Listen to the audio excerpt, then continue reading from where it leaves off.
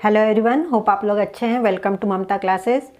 आज हम लोग एक न्यूमेरिकल सॉल्व करेंगे जिसमें थोड़ा सा लेवल हाई होगा इन कंपैरिजन टू पिछला जो हमने न्यूमेरिकल सॉल्व किया था।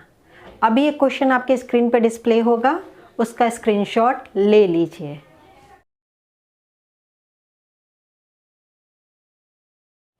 The question says enter the following transactions in two column cash book with cash and bank column of miss Sunita.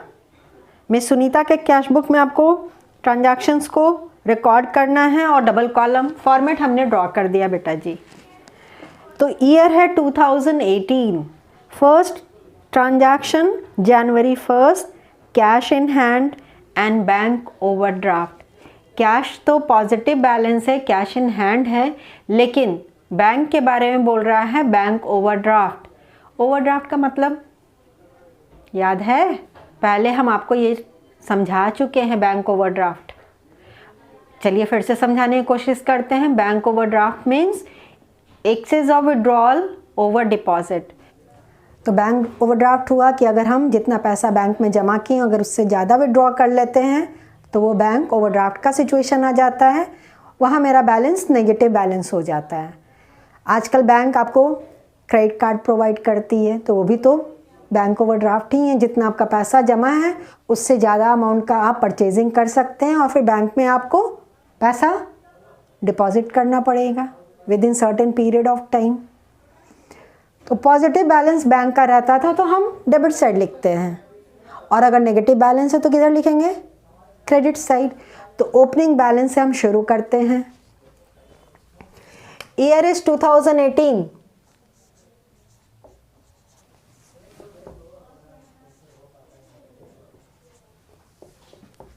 January 1 to balance brought down cash column 20,000। तो cash मेरे पास opening balance 70,000 है, और same date को credit side लिखेंगे जनवरी 1 by balance BD, और bank में जाएगा overdraft is 50,000। Next January 4 sold goods for cash. Cash में सेल किए हैं टू सेल्स अकाउंट। जब कैश में सेल किए हैं तो ऑब्वियस है कैश कॉलम 50,000। 5 जनवरी को बोल रहा है कैश डिपॉजिटेड इनटू बैंक 80,000। 80,000 हम बैंक में पैसा जमा किए हैं, तो बैंक तो रिसीव किया ना, तो रिसीट साइड जाएगा बैंक कॉलम में, और कैश मेरे पास से चला गया है तो पेमेंट साइड जाएगा कैश कॉलम में। तो लिखते हैं क्या है बेटा जी? टू कैश अकाउंट, और एलएफ कॉलम में सी अमाउंट, बैंक कॉलम में रिसीट साइड 80,000, क्योंकि अपना नाम अपने कॉलम के लिए यूज़ नहीं करते हैं, दूसरा वाला आइटम लिखा जाता है। और सेम 5 जनवरी को by bank account cash column 80,000। Cash गया, पेमेंट हुआ तो पेमेंट साइड चला गया कैश कॉलम में। कॉन्ट्रा एंट्री है, एलएफ कॉलम में सी लिख दिए। 6 तारीख को goods purchase from Meena. Meena से हमने गुड्स परचेज किया, यहाँ पर्सन का नाम आ गया, तो ये तो क्रेडिट परचेज है, कैश बुक में रिकॉर्ड नहीं होगा। 7 तारीख को cheque issued to Meena in full settlement. अभी 6 तारीख को 30,000 का सामान हम मीना से खरीदे थे। 7 तारीख को मीना को चेक से पेमेंट कर रहे हैं 28,800। 1,200 रुपया जो डिस्काउंट है उसकी एंट्री तो कैश बुक में होगी नहीं, तो जो चेक से पेमेंट किए हैं वो बैंक कॉलम में credit side. Full settlement word use हो गया है, बाय मीना 28,800।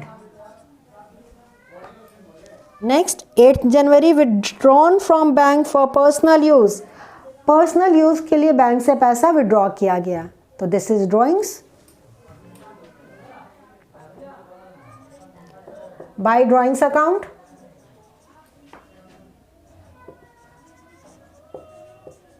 $5,000 बैंक से निकाले हैं तो बैंक कॉलम में। Sold goods to Ajay and cheque receive from him, 12 January को अजय को हमने सेल किया और चेक हमको मिल गया। लेकिन देखिए बोला नहीं कि ये चेक बैंक में डिपॉजिट हुआ कि नहीं हुआ। अब नीचे थोड़ा सा स्क्रॉल करके देखिए, अगर आगे के डेट में ये चेक जमा कहीं बता रहा है तो आज तो एंट्री नहीं होगी, क्योंकि आज हम चेक जमा किए ही नहीं हैं। आज हम क्या जर्नल एंट्री पास करेंगे? आज तो पास करेंगे cheque in hand.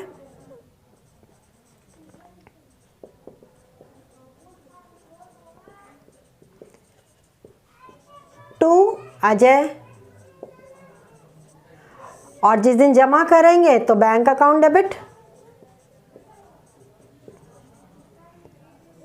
To cheque in hand, यही होता है ना। लेकिन अगर नीचे कहीं इंडिकेट नहीं कर रहा है, मेंशन नहीं कर रहा है कि check receive from Ajay deposited into bank, तो हम लोग अज्यूम कर लेते हैं कि जिस दिन चेक मिला है उसी दिन बैंक में डिपॉजिट भी हो गया है। यही याद रखना होगा। फिर से एक बार बोल रहे हैं हम कि अगर चेक मिला है और कुछ नहीं बोल रहा है कि बैंक में डिपॉजिट कब हुआ है, तो जिस दिन मिला है चेक उसी दिन डिपॉजिट मान लेते हैं। लेकिन आगे के डेट में अगर ये चेक डिपॉजिट के बारे में मेंशन है तो आज डिपॉजिट नहीं करेंगे, आज ये कैश बुक में रिकॉर्ड नहीं होगा। अंडरस्टूड? तो नीचे देखिए कहीं है 17 तारीख को देखिए जो चेक मिला है जैसे वो डिपॉजिट बता रहा है, तो 12 तारीख में जो चेक मिला है उसकी एंट्री कैश बुक में नहीं होगी। चलिए 17 तारीख में डेट चेंज कर दे रहे हैं। To check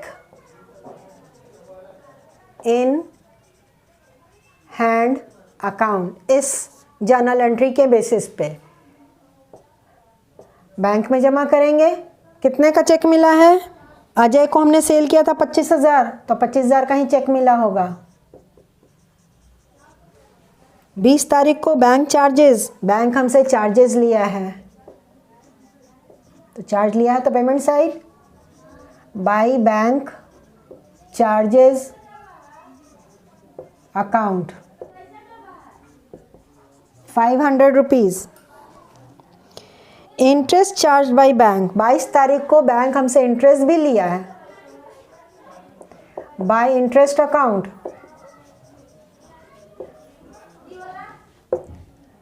2,500। Received cash from Ramesh, 23 तारीख को रमेश से हमको कैश मिला है। जब कैश मिला तो कोई टेंशन ही नहीं। To Ramesh, cash column 28,000। Paid Sunita's life insurance premium by cheque, Sunita तो प्रोप्राइटर है ना, तो उसके लाइफ इंश्योरेंस का पेमेंट बिजनेस अगर कर रही है तो ये तो ड्राइंग्स हो गया। तो payment side by drawings account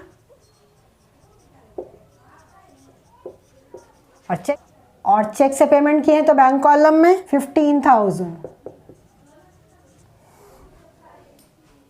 अब 30 तारीख का थोड़ा सा ध्यान से समझिएगा।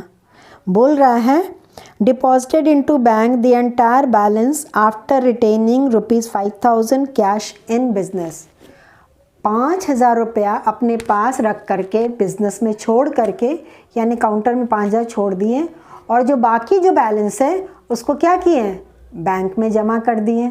लास्ट क्लासेस में जो हमने क्वेश्चन सॉल्व किया था उसमें कैश बैलेंस हमको निकालना पड़ता था, लेकिन यहाँ पे कैश बैलेंस दिया हुआ है 5,000 और आपको ये निकालना है कि आपने 30 जनवरी को बैंक में कितना जमा किया। तो कोई मुश्किल नहीं है, क्या करेंगे, बहुत सिंपल, जो एंट्री होता वो तो यहाँ पे लिख देंगे। जमा करने का एंट्री क्या होता है? Payment side by bank account, और रिसीट साइड ये वाला जो 5 जनवरी को हुआ है, टू कैश अकाउंट, और ये कॉन्ट्रा एंट्री होगा। इस जर्नल एंट्री को हम अब इरेज कर रहे हैं। अब इस तरह के सवाल में अभी फिगर तो हम नहीं लिख पाएंगे जब तक कैलकुलेट नहीं करेंगे, कैसे फिगर लिख दें। तो एंट्री हम पास कर दिए हैं, लेकिन अभी फिगर हम नहीं लिखेंगे। यहाँ टोटल करना होता है, और अभी हम क्या करेंगे? रिसीट साइड का टोटल सिर्फ कैश कॉलम का करेंगे, अभी बैंक कॉलम का नहीं करेंगे, क्योंकि बैंक कॉलम में अभी एक अमाउंट आना बाकी है। पेमेंट साइड कैश कॉलम में आना बाकी है और रिसीट साइड बैंक कॉलम में आना बाकी है। तो पेमेंट साइड का भी ना करके कैश कॉलम का रिसीट साइड का टोटलिंग कर लेंगे, क्योंकि कैश कॉलम में अब कुछ भी अमाउंट रिसीव नहीं करना है। रिसीट साइड का टोटल मेरा 1,48,000 आया है। बैलेंस आपका दिया हुआ है, तो टोटल के नीचे हम लिख देंगे बाय बैलेंस CD। कितना बैलेंस है बेटा जी दिया हुआ? कैश बैलेंस हमको रखना है 5,000 रुपया। 5,000 ये लिख भी दिए। अब क्या करते हैं? 80,000 जो हम पेमेंट साइड लिखे हैं प्लस 5,000, कितना हो गया टोटल? 85,000। 85,000 को घटा देंगे 1,48,000 में से, मतलब 85,000 विल बी डिडक्टेड फ्रॉम 1,48,000। समझिए थोड़ा सा, आपको टोटल कितना मिला? 1,48,000। खर्च कितना कर दिए? 80,000। 148 में से अगर 80 लेस किए तो आपके पास बचा 68,000, है ना? 68,000 में से 5,000 तो आप अपने पास रख लिए, कैश में ही काउंटर में ही छोड़ दिए। तो जमा आपने कितना किया? 68 माइनस 5,000 63,000। तो सिंपल आपको करना है 148 माइनस जो पेमेंट साइड लिखे होंगे वो, इसको अभी नहीं, ये तो हमने अभी कैलकुलेट करके लिखा है, प्लस जो कैश बैलेंस बच गया, दोनों को ऐड करके लेस कर दीजिए 85,000। तो जो बैलेंस लेस करके आया वही हम बैंक में डिपॉजिट किए। क्लियर है? और ये 63,000 हम कैश कॉलम में लिखें तो साथ में किधर लिख देंगे? रिसीट साइड बैंक कॉलम में। अंडरस्टूड? वहाँ क्या करते थे? पेमेंट साइड में ये लिखा रहता था तो इधर का पेमेंट साइड का टोटल करके रिसीट साइड से घटा देते थे तो कैश बैलेंस आ जाता था। इधर भी पेमेंट साइड का टोटल तो दिया ही है, सारा पेमेंट तो हम कर ही चुके हैं। जो बैलेंस बचा वो भी पेमेंट में ऐड कर दीजिए और रिसीट साइड के टोटल से लेस कर दीजिए। तो बैलेंस जो अमाउंट आया that is the cash deposited into bank. Clear है ना? अब बैंक कॉलम भी आप टोटल करके बैलेंस निकाल लीजिए। कैश कॉलम को पहले कंप्लीट कर लें। इधर टोटल कितना आ गया? 1,43,000। अब ग्रैंड टोटल कैश कॉलम 1,48,000। अब बैंक कॉलम देखिए, debit side is greater than the credit side, positive balance हो गया बाबू। डेबिट साइड का टोटल है 1,68,000, क्रेडिट साइड का टोटल कीजिए 1,01,800। अब 1,01,800 को माइनस कर दीजिए 1,68,000 से,